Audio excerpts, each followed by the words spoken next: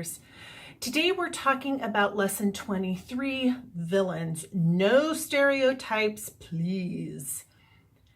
Now, aside from the, twirly handlebar mustache or the black hat, there are ways to avoid having a stereotype. My personal favorite is to make the villain just the hero in his own eyes.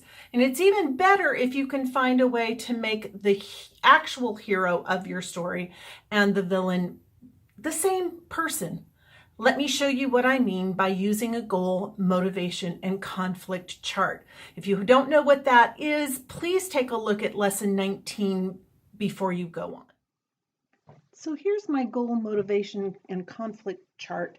And as you can see up here, I've said it's for Mitch McDear, played by Tom Cruise, and for Avery Tolar, played by Gene Hackman, who is our primary villain of this piece. Now, it's the firm is the sort of the big villain, but it is centered in one person, which is a really good way to go when you're writing. You can have, for example, in a Revolutionary War story, you could have the British Army is your villain, but you really need to center that into one person in particular that your hero is fighting against. So this is the case in The Firm with Mitch McDear's really fighting against Avery Tolar, played by Gene Hackman.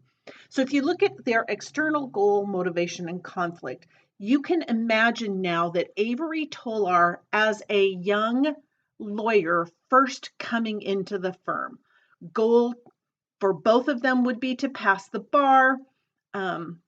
He wants to be successful and rich. Now, we don't know that Avery Tolar comes from a poor background. Mitch does.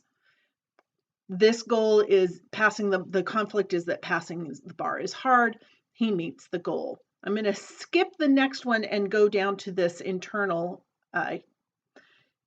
Both of them would want to prove to himself that he has what it takes to be a good husband and lawyer. Now, Mitch's, he wants to be better than his upbringing. He doesn't want to be like his criminal brother. We don't know exactly what Tolar's motivation would be, but it's probably there's some good motivation for why he wants to be a good husband and lawyer. And then both of them would at some point come to realize that the firm he's committed to or had been coerced into remaining loyal to is a front for criminal activity. So now comes the choice. Well, I'm going to go down here to spiritual, to tell the truth because it's the right moral thing to do. So telling the truth is a moral issue.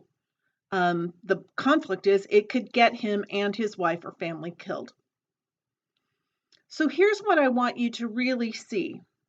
The main difference between our hero, Mitch McDear, and the villain, Avery Tolar, is that Mitch figures out how to get out of the firm, whereas Avery never could. The hero is just the villain who chose to go right instead of left. The villain is just the hero who chose to go left instead of right. If you work off of something similar to this pattern, you will never have a stereotypical villain. So there you have it. A hero who's just a villain who's just a hero. Please like and subscribe, and we'll see you here next time. Thanks for watching.